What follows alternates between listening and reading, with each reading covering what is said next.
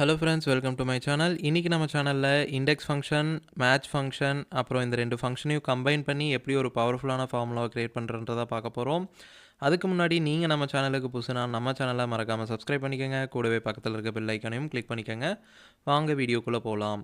So இப்போ இந்த index ஃபங்க்ஷன்னா என்ன பண்ணுன்னு கேட்டிங்கன்னா, நம்மக்கிட்ட இருக்கக்கூடிய ஒரு டேட்டா டேபிள்லையோ ரேஞ்சிலையோ நமக்கு கொடுக்கக்கூடிய ரோ நம்பரை வச்சோ இல்லை ரோ அண்ட் காலம் நம்பரை வச்சோ அங்கே இருக்கக்கூடிய டேட்டாவை கண்டுபிடிச்சி தரது தான் இந்த இண்டெக்ஸ் ஃபங்க்ஷனோட வேலை. உதாரணத்துக்கு பார்த்தீங்கன்னா, நம்மக்கிட்ட ஒரு டேட்டா ரேஞ்ச் இருக்குது. இதில் ஒவ்வொரு சேல்ஸ் பர்சனோட மந்த்லி சேல்ஸ் டீட்டெயில்ஸ் இருக்குது. ஸோ இப்போ என்ன பண்ண போகிறோம், இண்டெக்ஸை யூஸ் பண்ண போகிறோம். யூஸ் பண்ணும்போது நமக்கு 3 விதமான ஆர்குமெண்ட்ஸ் வரும். ஸோ ஃபஸ்ட்டு இப்போ என்ன பண்ண போகிறோன்னா, எனக்கு ரமேஷோட மார்ச் மந்த் சேல்ஸ் டேட்டா தேவைப்படுது. ஸோ என்ன பண்ணுறோம், இண்டெக்ஸ் ஃபார்மில் யூஸ் பண்ணி அரே செலக்ட் பண்ண சொல்லுது. இப்போ நமக்கு மார்ச் மந்த் சேல்ஸ் டேட்டா தேவைப்படுறதுனால அந்த மார்ச் மந்த் சேல்ஸை செலக்ட் பண்ணிக்கிறோம். செலக்ட் பண்ணிட்டு F4 கொடுத்து அதை அப்சல்யூட் செல் ரெஃபரன்ஸாக மாற்றிக்கிறோம். அடுத்தது இப்போ நமக்கு ரோ நம்பர் கேட்குது. இப்போ நமக்கு ரமேஷ்ன்றவர் எத்தனாவது ரோவில் இருக்காருன்னா 3வது ரோவில் இருக்கார். எப்படின்னு கேட்டிங்கன்னா, நம்ம ரோங்கும்போது இங்கிருந்து எடுக்கக்கூடாது. நம்ம அரே எங்கேருந்து ஸ்டார்ட் பண்ணுறோமோ அதிலிருந்து தான் நம்பரை கவுண்டிங் எடுத்துக்கணும். ஸோ அப்படி பார்க்கும்போது 1, 2, 3வது ரோவில் தான் நமக்கு ரமேஷ்ன்றவர் இருக்கார். ஸோ 3 கொடுத்து ப்ராக்கெட் க்ளோஸ் பண்ணி என்ட்ரி பண்ணிங்கன்னா நமக்கு ரமேஷோட சேல்ஸ் டேட்டா கிடச்சிரும். ஸோ இதுவே பார்த்திங்கன்னா, ரோ அண்ட் காலம் நம்பர் எப்படி இன்புட் பண்ணுறதுனா, நம்ம என்டையர் டேட்டா ரேஞ்சையும் செலக்ட் பண்ணிக்கிறோம். ஸோ செலக்ட் பண்ணிட்டு உதாரணத்துக்கு பார்த்தீங்கன்னா, இப்போ பிரியான்றவங்களோட ஏப்ரல் மாதம் எவ்வளோ சேல்ஸ்னு தேவைப்படுது. ஸோ அந்த ரேஞ்சை செலக்ட் பண்ணிட்டு F4 கொடுத்து அப்சல்யூட் ரெஃபரன்ஸாக மாற்றிக்கிறோம். ஸோ இப்போ ரோ நம்பர், இப்போ பிரியான்றவங்க எத்தனாவது ரோவில் இருக்காங்கன்னா 4வது ரோவில் இருக்காங்க. ஸோ 4ன்னு கொடுத்துக்கிறோம். அதே மாதிரியே நம்ம காலம் நம்பரையும் கவுண்ட் பண்ணிக்கணும். ஸோ அரே ஸ்டார்டிங்லேருந்து 1, 2, 3, 4வது காலமில் தான் அந்த ஏப்ரல் மந்தோட சேல்ஸ் இருக்குது. ஸோ காலம் 4ன்னு கொடுத்து ப்ராக்கெட் க்ளோஸ் பண்ணி என்ட்ரி பண்ணிங்கன்னா பிரியாவோட ஏப்ரல் மந்த் சேல்ஸ் டேட்டா நமக்கு கிடச்சிருச்சு. ஸோ இப்போ மேட்ச் ஃபங்க்ஷன் பற்றி பார்த்துடலாம். மேட்ச் ஃபங்க்ஷன் என்ன பண்ணுன்னு கேட்டிங்கன்னா, நமக்கு தேவையான டேட்டா அந்த டேட்டா ரேஞ்சில் எத்தனாவது பொசிஷனில் இருக்குன்றதை கண்டுபிடிச்சி தர்றது தான் இந்த மேட்ச் ஃபங்க்ஷனோட வேலை. இப்போ அதுக்கு முன்னாடி ஒரு லிஸ்ட்டு க்ரியேட் பண்ணிக்கலாம். ஸோ டேட்டா வேலிடேஷனுக்கு போயிட்டு லிஸ்ட்டு கொடுத்து நமக்கு தேவையான ரேஞ்சை செலக்ட் பண்ணிக்கலாம். ஸோ ரேஞ்சு செலக்ட் பண்ணிட்டு ஓகே கொடுத்தீங்கன்னா நமக்கு ட்ராப் டவுன் லிஸ்ட்டு கிடச்சிது. ஸோ இப்போ நமக்கு கவிதாவோட வேல்யூ தான் தேவைப்படுது. ஸோ இப்போ மேட்ச் ஃபங்க்ஷன் யூஸ் பண்ணிக்கலாம். மேட்ச் ஃபங்க்ஷன் கொடுத்துட்டு லுக்அப் வேல்யூ, இப்போ சேல்ஸ் பர்சனோட வேல்யூ தான் தேவைப்படுது. கவிதா இருக்க செல்லை செலக்ட் பண்ணிக்கலாம். செலக்ட் பண்ணிட்டு லுக்அப் அரே, இப்போ இவங்க டேட்டாலாம் இருக்கக்கூடிய ரேஞ்சை செலக்ட் பண்ணிட்டு F4 கொடுத்து அப்சல்யூட் செல் ரெஃபரன்ஸாக மாற்றிக்கிறோம்.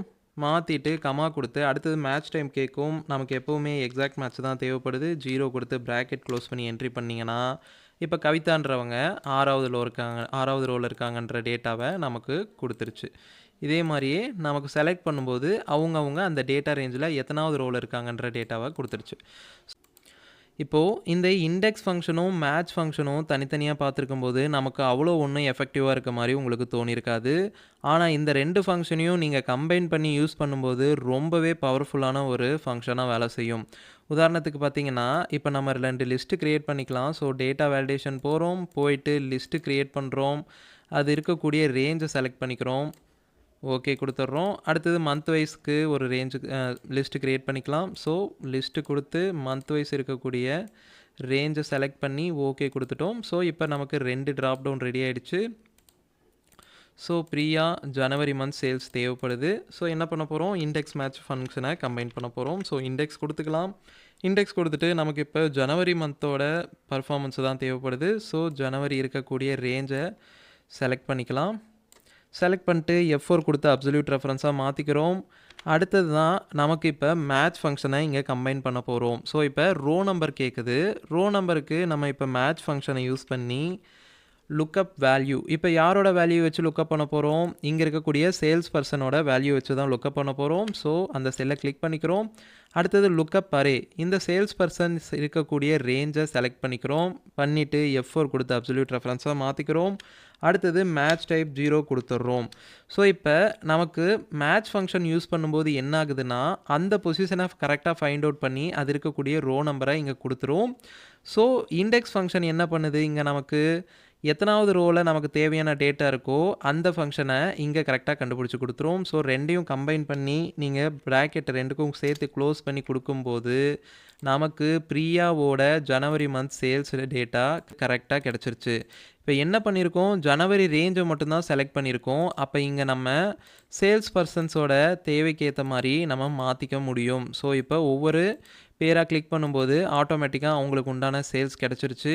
இப்போ நம்ம இதை வந்து என்டையர் டேட்டா ரேஞ்சுக்குமே பண்ணணும். ஸோ இண்டெக்ஸ் ஃபங்க்ஷன் கொடுத்துட்டு அரே வந்து என்ன, நமக்கு இந்த டேட்டா மொத்தத்துலேயும் தேவைப்படுது. ஸோ அரேவை கிளிக் பண்ணி F4 கொடுத்து அப்சல்யூட் ரெஃபரன்ஸாக மாற்றிக்கிறோம்.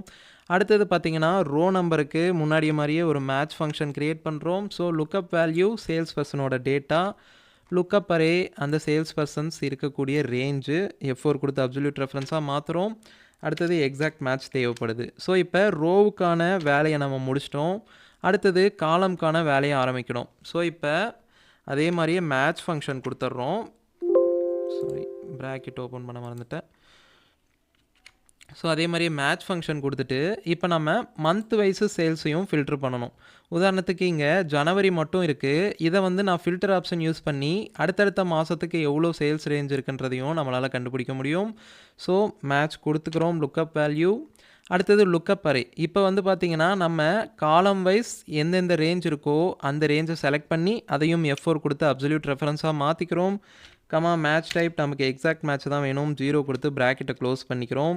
இப்போ மேட்ச் ஃபங்க்ஷனுக்கான ப்ராக்கெட் க்ளோஸ் ஆகிடுச்சு. இன்னொரு ப்ராக்கெட் கொடுத்து இண்டெக்ஸ் ஃபங்க்ஷனுக்கான ப்ராக்கெட்டையும் க்ளோஸ் பண்ணி என்ட்ரி பண்ணோன்னா நமக்கு இப்போ 2 ட்ராப் டவுனில் நீங்கள் எதை மாற்றினாலுமே அதுக்கு உண்டான டேட்டா கிடச்சிரும். உதாரணத்துக்கு பார்த்தீங்கன்னா இப்போ ஆசோவோட மார்ச் மந்த்தை நம்ம செலக்ட் பண்ணியிருக்கோம். ஸோ இங்கே பார்த்தீங்கன்னா அதுக்கு உண்டான டேட்டா கரெக்டாக நமக்கு கிடச்சிரும். ஸோ இந்த ஃபங்க்ஷனை பார்த்ததுக்கப்புறம் உங்களுக்கு புரிஞ்சிருக்கும் இது ரெண்டையும் கம்பைன் பண்ணும்போது எவ்வளோ பவர்ஃபுல்லான ஃபங்க்ஷன்னு. ஸோ இப்போ இந்த ஃபங்க்ஷன் வந்து பார்த்தீங்கன்னா VLOOKUP வச்சே பண்ணியிருக்கலான்னு உங்களுக்கு தோணும். ஸோ இப்போ VLOOKUP வச்சு பண்ணும்போது என்னென்ன டிஃபிகல்ட்டி ஃபேஸ் பண்ணுன்றதை பார்த்துடலாம். ஸோ VLOOKUP ஃபார்முலா டைப் பண்ணிக்கிறோம். இப்போ சேல்ஸ் பர்சனோட ரேஞ்ச் வச்சு தான் நம்ம இது பண்ண போகிறோம். ஸோ அவங்க இருக்கக்கூடிய செல்லை கிளிக் பண்ணி டேபிள் அரே பார்த்தீங்கன்னா எப்போவுமே VLOOKUPல நம்ம லுக்கப் பண்ணுற வேல்யூவில் இருக்கக்கூடிய ரேஞ்சில் இருந்து தான் நம்ம எடுக்கணும். உதாரணத்துக்கு சேல்ஸ் பர்சன்லேருந்து நம்ம லுக்கப் பண்ணுறோம். அதனால் அந்த டேட்டா இருக்கக்கூடிய ரேஞ்சில் இருந்து தான் மொத்தமாக நம்ம செலக்ட் பண்ணிக்க போகிறோம். கொடுத்து அப்சல்யூட் ரெஃபரன்ஸாக மாற்றுங்க, கமா கொடுத்து இப்போ காலம் இண்டெக்ஸ் நம்பர். உதாரணத்துக்கு நமக்கு மார்ச் மாதத்துக்கு உண்டான டேட்டா தேவைப்படுது. ஸோ மார்ச் மாதத்துக்கான காலம் எங்கே இருக்குன்னா 1, 2, 3, 4 4வது காலமில் தான் நமக்கு தேவையான டீட்டெயில்ஸ் இருக்குது. ஸோ கொடுத்துட்டு கமா கொடுத்து எக்ஸாக்ட் மேட்ச் வேணும். ஸோ 0 கொடுத்து என்ட்ரி பண்ணிங்கன்னா நமக்கு ஆசாவோட மார்ச் மாதத்துக்கு உண்டான டேட்டா அழகாக கிடச்சிருச்சு. இங்கே இன்னொரு சிக்கல் இருக்குது. அது என்னென்னா இப்போ இண்டெக்ஸ் மேட்ச் ரெண்டையும் கம்பைன் பண்ணியிருக்கோம். VLOOKUP யூஸ் பண்ணி நமக்கு தேவையான டேட்டாவையும் எடுத்திருக்கோம். இப்போ ஜஸ்ட்டு நமக்கு தேவையான டேட்டாவில் ஏதாவது காலம் ஆட் ஆச்சுனாவோ நமக்கு இங்கே டேட்டா VLOOKUPல ஆட்டோமேட்டிக்காக மாறுது. இங்கே பார்த்தீங்கன்னா நம்ம எங்கே காலம் ஆட் பண்ணிங்கனாலும் VLOOKUP ஃபார்முலா யூஸ் பண்ணியிருக்க இடத்துல டேட்டா மாறிடுது. இதுவே நமக்கு இந்த இண்டெக்ஸ் மேட்ச் ஃபார்முலா கம்பைன் பண்ணி போட்ட இடத்துல எந்த விதமான சேஞ்சும் இல்லை. உதாரணத்துக்கு பார்த்தீங்கன்னா நான் முன்னாடியும் ரோ வைஸும் காலம் வைஸும் எத்தனை காலம் வேணாலும் ஆட் பண்ணுறேன். எனக்கு பார்த்தீங்கன்னா ஆனால் டேட்டாவில் எந்த சேஞ்சுமே இல்லை. இதுவே VLOOKUP போகும்போது நமக்கு டேட்டாவில் சேஞ்சஸ் கிடச்சிரும். ஸோ இப்போ புரிஞ்சிருக்கும் உங்களுக்கு இந்த ரெண்டுக்குமான டிஃப்ரென்ஸ். இந்த வீடியோ உங்களுக்கு யூஸ்ஃபுல்லாக இருக்கும்னு நம்புகிறேன். இந்த வீடியோ பிடிச்சிருந்தா நம்ம சேனலை மறக்காமல் சப்ஸ்கிரைப் பண்ணிக்கோங்க. நன்றி, வணக்கம்.